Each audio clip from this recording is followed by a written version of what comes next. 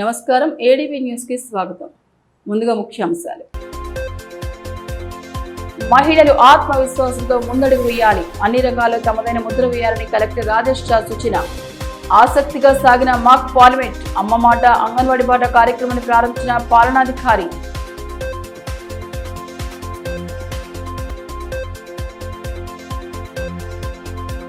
విద్యార్థులు ఉన్నత లక్ష్యాలను నిర్దేశించుకోవాలి, జిల్లా ఎస్పీ అఖిల్ మహాజన్ దిశానిర్దేశం.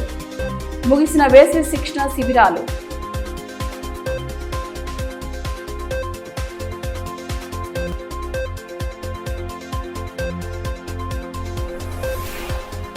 జొన్న కొనుగోలు ప్రక్రియపై బోధి ఎమ్మెల్యే అనిల్ జాదవ్ అసహనం, రైతుల ఇబ్బందులను పరిష్కరించాలని డిమాండ్.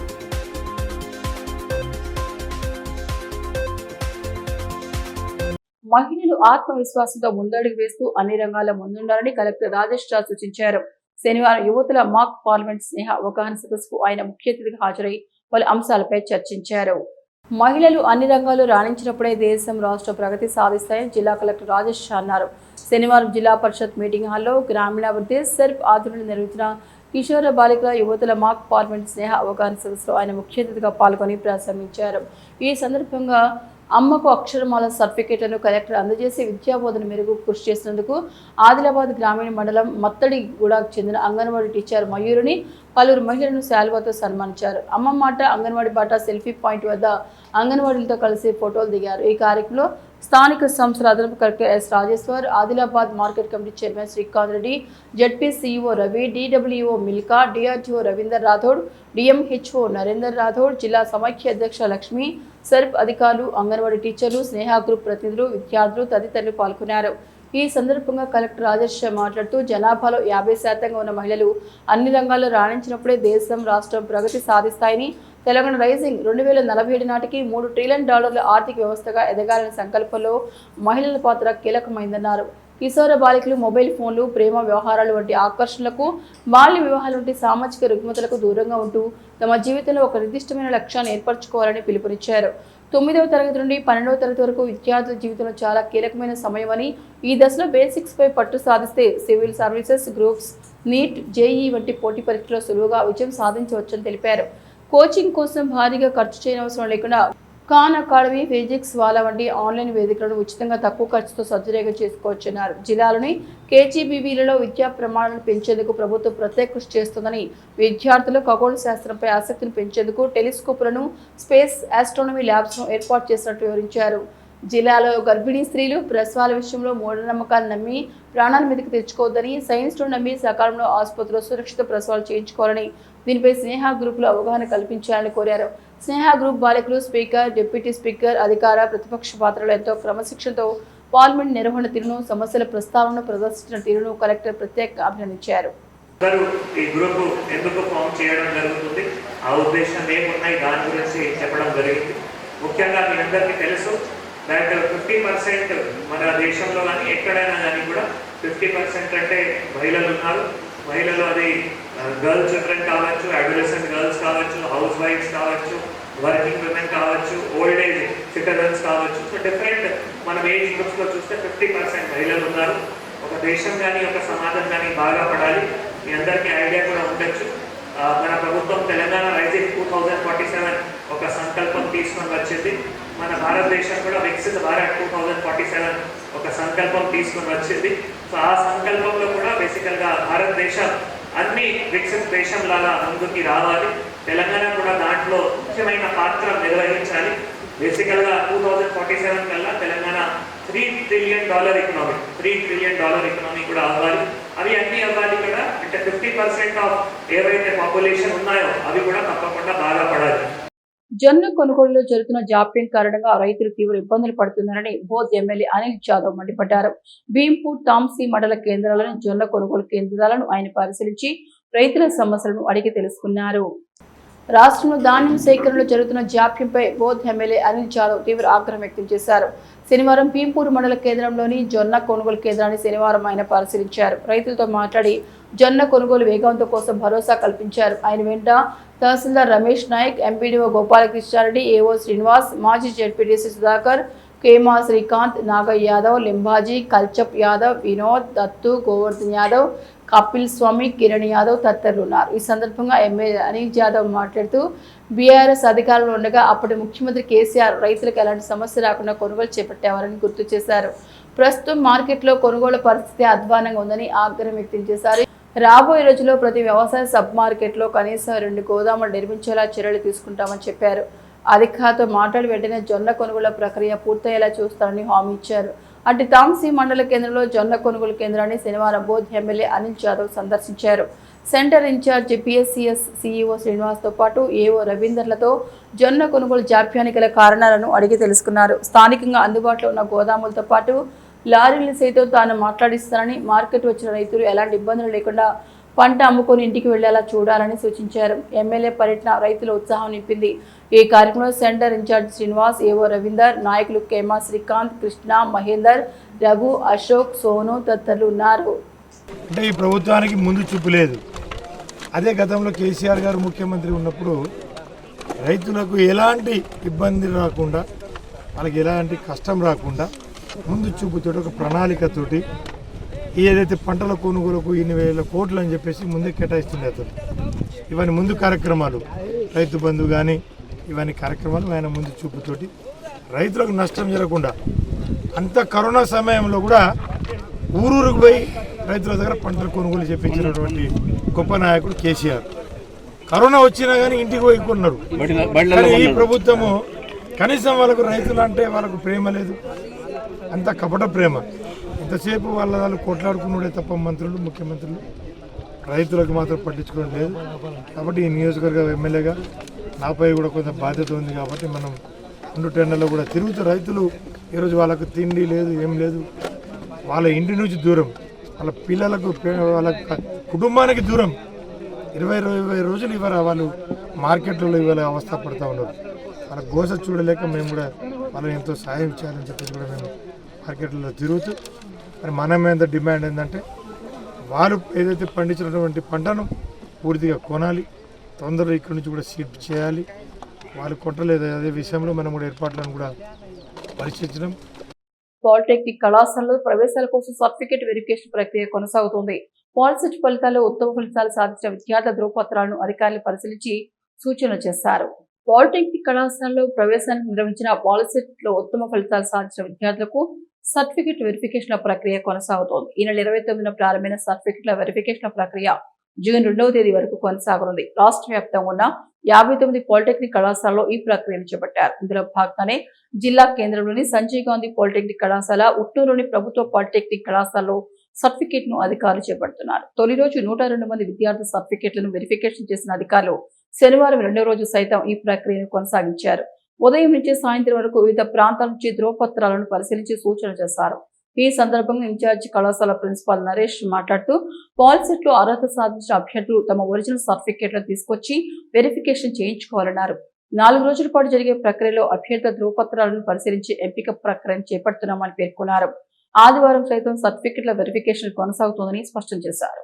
నమస్కారం. సంజయ్ గాంధీ గవర్నమెంట్ పాలిటెక్నిక్ ఆదిలాబాద్ నందు పాలిసెట్ 2026 కౌన్సిలింగ్ ప్రక్రియ ప్రారంభమైంది. నిన్న దాదాపు 100 మంది సర్టిఫికేట్ వెరిఫికేషన్ విద్యార్థులు పూర్తి చేసుకున్నారు. మండే వరకు సర్టిఫికేట్ వెరిఫికేషన్ కొనసాగుతుంది. ఎవరైతే పాలిసెట్ ఎగ్జామ్లో పాస్ అయి ఉన్నారో విద్యార్థులందరూ ఈ సదుపాయాన్ని ఉపయోగించుకోవాలని, మా దగ్గర కాలేజీకి వచ్చేటప్పుడు caste, income, study certificate 4th నుంచి 10th వరకు తీసుకొని వస్తే మేము సర్టిఫికేట్ వెరిఫికేషన్ పూర్తి చేసిస్తాము. ఈసారి అన్ని గవర్నమెంట్ పాలిటెక్నిక్ కాలేజీలో 59 కాలేజీలలో హెచ్ఎల్సి సెంటర్ సర్టిఫికేట్ వెరిఫికేషన్ సదుపాయం ఉంది. తెలంగాణ విద్యార్థులందరూ ఈ సదుపాయాన్ని ఉపయోగించుకోగలరని ప్రార్థిస్తున్నాను. విద్యార్థి దశ నుండి ఉన్నత లక్ష్యాన్ని నిర్దేశించుకొని వాటిని సాధించే దిశగా ముందుకు సాగాలని ఎస్పీ అఖిల్ మహాజన్ అన్నారు. పోలీసు శాఖ ఆధ్వర్యంలో నిర్వహించిన వేసవి శిక్షణ శిబిరం ముగింపు కార్యక్రమానికి ఆయన ముఖ్య అతిథిగా హాజరై విద్యార్థులకు సూచనలు చేశారు.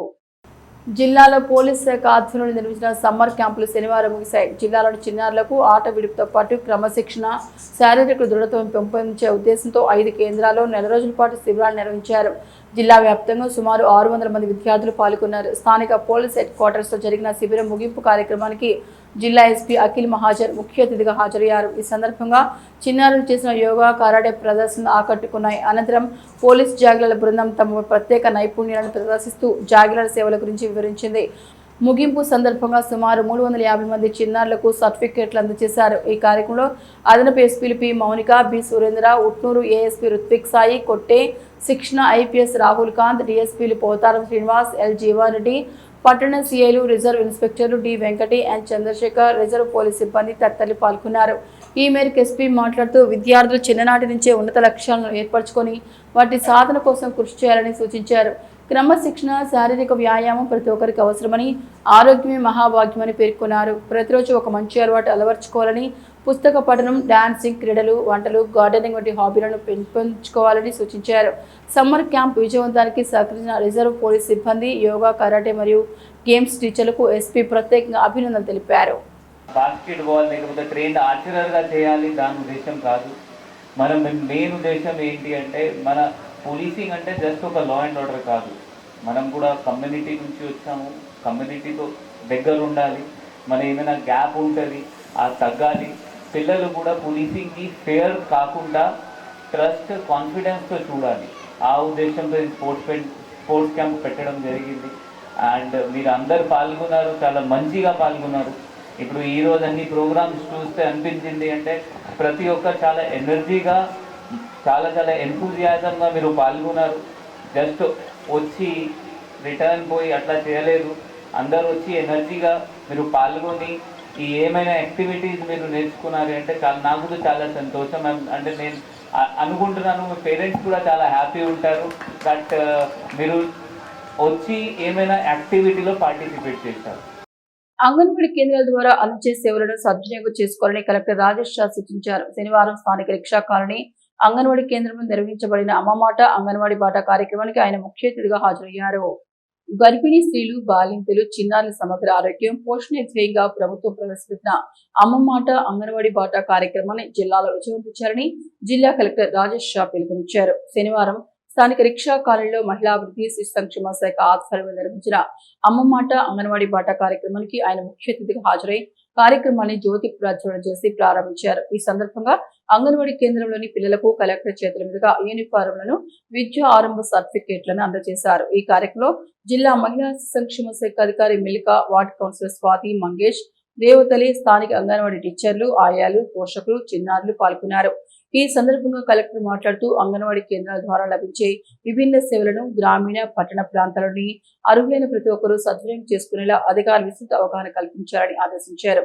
అంగన్వాడీ కేంద్రాలు మన పిల్లల ప్రగతికి పునాది అని, చిన్నారుల ఉజ్వల భవిష్యత్తుకి, తల్లుల సంరక్షణకు జిల్లా యంత్రాంగం నిరంతరం కృషి చేస్తుందని స్పష్టం చేశారు. అమ్మ మాట అంగన్వాడీ బాట పథకం ద్వారా లబ్ధిదారులకు అందుతున్న సేవల ప్రాధాన్యతను వివరించారు. గర్భిణీ స్త్రీలకు గర్భధారణ సమయం నుండి తల్లి బిడ్డ ఆరోగ్యంగా ఉండేందుకు అవసరమైన సంపూర్ణ పౌష్టికాహారాన్ని, బలాన్నిచ్చే ఆహార పదార్థాలను అంగన్వాడీ కేంద్రాల ద్వారా లోపం లేకుండా అందించాలని పేర్కొన్నారు. ప్రసవానంతరం తల్లులు త్వరగా కోలుకోవడానికి, శిశువుకు అవసరమైన తల్లిపాలు సక్రమంగా అందేలా బాలితులకు అవసరమైన ప్రత్యేక ఆరోగ్య సేవలను, పౌష్టికాహారాన్ని సమకూర్చడంపై ప్రత్యేక శ్రద్ధ పెట్టాలన్నారు. 6 నెలల వయసు నుండి 6 సంవత్సరాల్లోపు ఉన్న చిన్నపిల్లల శారీరక, మానసిక ఎదుగుదలకు తోడ్పడేలా రుచికరమైన పోషక విలువలు కలిగిన ఆహారాన్ని ప్రతిరోజు నిబంధన ప్రకారం పంపిణీ చేయాలని అధికారులను ఆదేశించారు. చిన్నారుల్లో విద్య పునాది బలంగా ఉండాలని, అందుకు అంగన్వాడీ కేంద్రాల్లో ఆటపాటలతో కూడిన నాణ్యమైన ప్రీ స్కూల్ విద్యను పక్కాగా అమలు చేయాలన్నారు. వీటితో పాటు చిన్నారులను ప్రాణాంతక వ్యాధుల నుండి రక్షించడానికి సకాలంలో వేయాల్సిన అన్ని రకాల టీకాలను, క్రమబద్ధమైన ఆరోగ్య పరీక్షలను వైద్య శాఖ సమన్వయంతో ఉచితంగా నిర్వహించాలని సూచించారు. ఆవిర్భావ దినోత్సవాన్ని శనివారం స్థానిక యూనియన్ కార్యాలయం వద్ద ఘనంగా జరిపారు. ఈ సందర్భంగా యూనియన్ జెండాను ఆవిష్కరించిన నేతలు కార్మికుల సాధన కోసం చేస్తున్న పోరాటాలను వివరించారు. ప్రభుత్వాలు అవలంబిస్తున్న ప్రజా, కార్మిక, కర్షక వ్యతిరేక విధానాలను ఎండగడుతూ అమరవీరుల స్ఫూర్తితో పోరాటాలకు పునరంకితం కావాలని సిఐటియు జిల్లా కార్యదర్శి అన్నమల్ల కిరణ్ అన్నారు. సిఐటియు ఆవిర్భావ దినోత్సవాన్ని పురస్కరించుకొని యూనియన్ కార్యాలయం మీద శనివారం నిర్వహించిన కార్యక్రమంలో ఆయన ముఖ్య అతిథిగా హాజరయ్యారు. ఈ సందర్భంగా సిఐటియు జిల్లా అధ్యక్షులు బొజ్జ ఆసన్న యూనియన్ జెండాను ఆవిష్కరించి అమరులకు ఘన నివాళులర్పించారు. ఈ కార్యక్రమంలో రైతు సంఘం జిల్లా అధ్యక్షులు బండి దత్తాత్రి, సిఐటియు నాయకులు పొచ్చన్న, పెర్కా దేవిదాస్, శ్రీకాంత్, కృష్ణ, రమేష్, అశోక్, హరీష్, దేవేందర్ తదితరులు పాల్గొన్నారు. ఈ సందర్భంగా సిఐటియు జిల్లా కార్యదర్శి అన్నమల్ల కిరణ్ మాట్లాడుతూ 1970 మే 30న ఐక్యత పోరాటం నినాదంతో భారతదేశంలో కార్మిక వర్గం ఎదుర్కొంటున్న సమస్యల పరిష్కారం కోసం సిఐటియు ఆవిర్భవించిందన్నారు. కేంద్ర, రాష్ట్ర ప్రభుత్వాలు అవలంబిస్తున్న కార్మిక వ్యతిరేక విధానాలపై అలుపెరగిన పోరాటం చేస్తోందన్నారు. కేంద్రంలోని బీజేపీ ప్రభుత్వం కార్మికుల హక్కులను కాలరాస్తూ 4 లేబర్ కోడ్లను తీసుకొచ్చిందన్నారు. వీటిని వెంటనే రద్దు చేయాలని డిమాండ్ చేశారు. కార్మికులందరికీ కనీస వేతనం 26,000 రూపాయలను చెల్లించి పీఎఫ్, ఈఎస్ఐ, ఉద్యోగ భద్రతను కల్పించాలని అన్నారు. అప్పటి వరకు సిఐటియు కార్మికులకు అండగా ఉద్యమిస్తోందని స్పష్టం చేశారు. కార్మిక పోరాటాల సారథి, ఐక్య పోరాటాల వారధి centre of Indian trade unions CITU 56వ ఆవిర్భావ దినోత్సవాన్ని సిఐటియు జిల్లా కార్యాలయంలో నిర్వహించుకోవడం జరుగుతూ ఉన్నది. సిఐటియు 1970లో మే 30న కామ్రేడ్ బిటి రణదివే, పి రామ్మూర్తిల సారథ్యంలో భారతదేశంలో కార్మిక వర్గం ఎదుర్కొంటున్న సమస్యల పరిష్కారానికి, కార్మిక వర్గ విముక్తి కోసం, కార్మిక వర్గ రాజ్య స్థాపనకై ఏర్పడింది.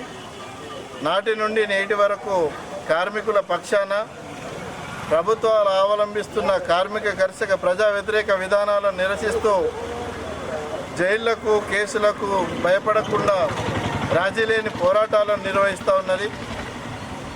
ఈ మధ్య కాలంలో కేంద్ర ప్రభుత్వం కార్మిక వర్గం అనేక త్యాగాలు, పోరాటాలు చేసి సాధించుకున్న 29 కార్మిక చట్టాలను మార్చి 4 లేబర్ కోడ్లను తీసుకొచ్చింది. ఆ లేబర్ కోడ్ల రద్దుకై దీర్ఘకాల పోరాటాలకు సిద్ధమవుతూ ఉన్నది. అదేవిధంగా కార్మికులందరికీ కనీస వేతనం 26,000 రూపాయలు ఇవ్వాలి, ఉద్యోగ భద్రత కల్పించాలి, పిఎఫ్, ఈఎస్ఐ, పెన్షన్, ఇన్సూరెన్సు, జీవిత బీమా లాంటి మౌలిక సౌకర్యాల కల్పన కోసం పోరాటాలను నిర్వహిస్తూ ఉన్నది. అమరవీరుల స్ఫూర్తితో కార్మిక వర్గ పోరాటాలకు పునరంకితమవుతూ ఈ ఆవిర్భావ దినోత్సవాన్ని నిర్వహించుకోవడం జరిగింది. కార్మికులకు, కర్షకులకు, ప్రజలకు సిఐటియు ఆదిలాబాద్ జిల్లా కమిటీ సిఐటియు ఆవిర్భావ దినోత్సవాన్ని శుభాకాంక్షల్ని తెలియజేస్తా ఉన్నాం.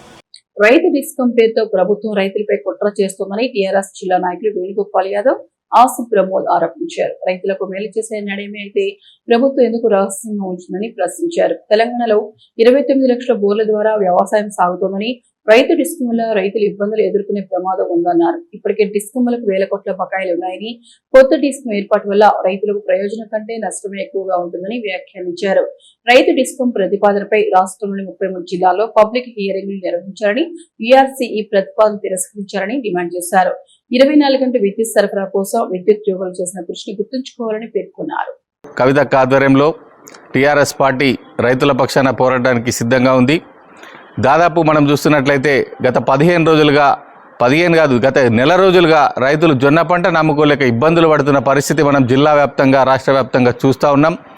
రైతులు జొన్న పంట నమ్ముకోవాలంటే ఎక్కడ వర్షం పడుతుందో అని చెప్పేసి పడిగాపులు కాస్తున్న మార్కెట్లో మనం ఈరోజు మార్కెట్లో మన వెనకాల ఉన్న సంచులు కానివ్వండి, ముందరున్న రైతులు కానివ్వండి, వీళ్ళందరూ పడిగాపులు కాస్తూ ఎప్పుడు ఎక్కడి నుంచి వర్షం వస్తుందో తెలియక నానా కష్టాలు పడుతున్నటువంటి పరిస్థితిని చూస్తున్న ప్రభుత్వం ఏమాత్రం స్పందించకుండా రైతులకు మేలు చేద్దామని చెప్పి ఎటువంటి చర్యలు తీసుకోకుండా ఉన్నటువంటి ప్రభుత్వం ఈరోజు కొత్తగా రైతు డిస్కం పేరిట కొత్త మోసానికి తెరలేపిందని ఈ సందర్భంగా నేను అందరికీ తెలియజేస్తున్నాను. రైతు డిస్కం అనే పేరు పైన రైతులకు కేవలం రైతులకు సంబంధించిన వ్యవసాయ పొలాలకు కానివ్వండి, రైతులకు సంబంధించిన ప్రత్యేక వ్యవస్థను ఏర్పాటు చేద్దామని చెప్పి నిన్న ప్రతిపక్షాలతో రాష్ట్ర ప్రభుత్వం మీటింగ్ నిర్వహించింది. ఈ రైతు డిస్కం పేరిట ప్రభుత్వం కొత్తగా మోసానికి తెరలేపింది. రైతుల మోటార్లకు మీటర్లు పెట్టే ప్రయత్నం కొనసాగుతుంది. రైతులకు డిస్కం పేరిట ఒక ప్రత్యేకమైనటువంటి వ్యవస్థను ఏర్పాటు చేసి దానికి ఒక 2,000 మందిని రాష్ట్ర వ్యాప్తంగా ఉద్యోగులను పెట్టి, ఉద్యోగులు పెట్టినప్పటికి కూడా 1000 మంది దాంట్లో ఆఫీస్ పని చేస్తే ఇంకొక 1000 మందితోనే రైతు డిస్కంని నడిపిస్తామన్నటువంటి ఏదైతే చర్య ఉందో ఇది ముమ్మాటికి రైతులను మోసం చేసే చర్య. రైతులకు ఒక విధంగా ట్రాన్స్ఫార్మర్ కనుక ఫెయిల్ అయినట్లయితే కేవలం 10 రోజుల్లో మనకి ఇప్పుడు ట్రాన్స్ఫార్మర్ అందుతుంది. ఒకవేళ రైతు డిస్కం కనుక ఏర్పడితే ఆ ట్రాన్స్ఫార్మర్ మనకు రావాలంటే కనీసం 2 నెలల కాలం పడుతుందని చెప్పి ఈ సందర్భంగా నేను తెలియజేస్తున్నా. ఒక విధంగా రైతు డిస్కం పెడితే అది అన్ని మోటార్లకి మీటర్లు పెట్టే ప్రయత్నమే. ఇది కేంద్ర ప్రభుత్వ చర్యల మేరకు రైతులకు మోటార్లకు మీటర్లను పెట్టి రైతుల దగ్గర నుంచి డబ్బులు వసూలు చేసే ప్రయత్నం కొనసాగుతుంది. క్రాంతివీర్ సంత్ కబీర్ దాస్ 629వ జయంతిని పురస్కరించుకుని ప్రదానం చేసే కబీర్ కోహీర్ సమ్మాన్ జాతీయ పురస్కారానికి ఆదిలాబాద్ చెందిన కవి, సాహిత్యకారుడు డాక్టర్ మధు బావల్కర్ ఎంపికయ్యారు. అఖిల భారతీయ కబీర్ మఠ్ సద్గురు కబీర్ ఆశ్రమ సేవా సంస్థానం ఈ విషయాన్ని ప్రకటించింది. జూన్ 29న జరిగే అంతర్జాతీయ సమ్మేళనంలో ఆయనకు అవార్డు అందజేయనున్నారు. దేశవ్యాప్తంగా కవి సమ్మేళనాల నిర్వహణ, సాహిత్య సేవలు, అంబేద్కర్, బుద్ధుడి ఆశయాల ప్రచారంలో చేసిన కృషిని గుర్తించి ఈ పురస్కారానికి ఎంపిక చేసినట్లు మధు బావల్కర్ తెలిపారు. జూన్ 21న హైదరాబాద్లోని ఇందిరా పార్క్ వద్ద తెలంగాణ ఉద్యమకారుల సంఘం ఆధ్వర్యంలో నిర్వహించిన తెలంగాణ ఉద్యమకారుల ఆత్మీయ సమ్మేళనాన్ని విజయవంతం చేయాలని సంఘం వ్యవస్థాపకులు ఎస్సీ కార్పొరేషన్ మాజీ చైర్మన్ డాక్టర్ పిడమర్తి రవి పిలుపునిచ్చారు. స్థానిక ప్రెస్ క్లబ్ లో ఏర్పాటు చేసిన మీడియా సమావేశంలో ఆయన మాట్లాడుతూ తెలంగాణ ఉద్యమకారులకి 250 గజాల ఇంటి స్థలం, పెన్షన్, గుర్తింపు కార్డులు ఇవ్వాలని డిమాండ్ చేశారు. ఈ లక్ష్యాలతోని ఆత్మీయ సమ్మేళనం నిర్వహిస్తున్నట్టు తెలిపారు. ఈ కార్యక్రమంలో నాయకులు మాల్యాల మనోజ్, నక్కా రామదాస్, బిఎస్ఎఫ్ రాష్ట్ర అధ్యక్షులు మోరెల్లి సురేష్, శ్రీకాంత్, రఫీక్ తదితరులు పాల్గొన్నారు. తెలంగాణ రాష్ట్ర ఏర్పాటు కోసమని ఉద్యమం చేసిన ఉద్యమకారులకు 250 గజాల స్థలం ఇవ్వాలని, పెన్షన్ ఇవ్వాలని మేము ఎప్పటి నుంచో డిమాండ్ చేస్తా ఉన్నాం. కాంగ్రెస్ పార్టీ కూడా ఎన్నికల మేనిఫెస్టోలో పెట్టింది ఉద్యమకారులకు 250 గజాల స్థలం ఇస్తున్నాను. కాంగ్రెస్ పార్టీ ప్రభుత్వం వచ్చినాక రేవంత్ రెడ్డి గారు 6 గ్యారంటీలని అమలు చేసే భాగంగా 6 గ్యారంటీలో చివరిగా తెలంగాణ ఉద్యమకారుల అంశాన్ని చేరి మీరు ఎక్కడ తెలంగాణ ఉద్యమం చేసిండ్రు, మీరు ఎక్కడ అరెస్ట్ అయ్యిండ్రు, జైలుకు పోయినరు అని చెప్పేసి అప్లై చేసుకోమని చెప్పేసి ఆనాడు ఉద్యమకారులందరూ కూడా అడిగారు. మనందరం కూడా అప్లై చేసుకున్నాం. ఇప్పుడు దాన్ని అమలు చేయడం కోసం కేకే కమిటీని వేయడం జరిగింది. కాబట్టి నేనేంటంటే ఆ రోజున తెలంగాణ ఉద్యమంలో విద్యార్థి నాయకుడిగా ఉన్నా. నేను ఇచ్చినటువంటి ఉద్యమ కార్యాచరణలో అనేక మంది విద్యార్థులు పాల్గొన్నారు. ధర్నాలు, రాస్తారోకోలు, బహిరంగ సభలు, చాలా కార్యక్రమాలు, యాత్రలు అయినాయి. ఆ ఉద్యమంలో పాల్గొన్న వారు, అరెస్ట్ అయిన వాళ్ళు, జైలు పోయిన వాళ్ళు ఆనాటి విద్యార్థులు ఉండే, ఇప్పుడు అందరు పెద్దోళ్ళు అయిపోయారు. వాళ్ళందరూ కూడా న్యాయం చేయాలని, ఆ విద్యార్థుల యొక్క ఉద్యమ ఘట్టాలను వాళ్ళ దగ్గర ఉండే ఎవిడెన్స్ అంతా కలెక్ట్ చేసుకొని నేనే స్వయంగా కేకే కమిటీకి ఒక రిప్రజెంటేషన్ ఇద్దాం అనుకుంటున్నా. అదేవిధంగా అప్పటి ఉద్యమకారులు, పెద్దవాళ్ళు ఇంకా మా విద్యార్థులు అందరు లిస్టు, జిల్లాకో లిస్టు నేను అనుకొని ఆ జిల్లా ఉద్యమకారుల లిస్ట్ అంతా కూడా తీసుకొని కేకే కమిటీకి ఇవ్వాలని కోరుకుంటున్నాను. ముఖ్యాంశాలు మరొకసారి చూద్దాం. మహిళలు ఆత్మవిశ్వాసంతో ముందడుగు వేయాలి, అన్ని రంగాల్లో తమదైన ముద్ర వేయాలని కలెక్టర్ రాజేష్ ఝా సూచన. ఆసక్తిగా సాగిన మాక్ పార్లమెంట్, అమ్మ మాట అంగన్వాడీ బాట కార్యక్రమాన్ని ప్రారంభించిన పాలనాధికారి.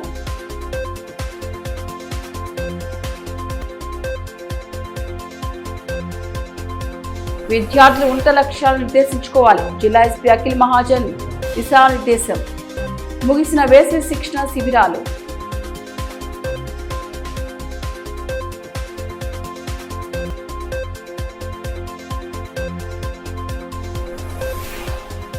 జొన్న కొనుగోలు ప్రక్రియపై బోధి ఎమ్మెల్యే అనిల్ జాదవ్ అసహనం, రైతుల ఇబ్బందులను పరిష్కరించాలని డిమాండ్.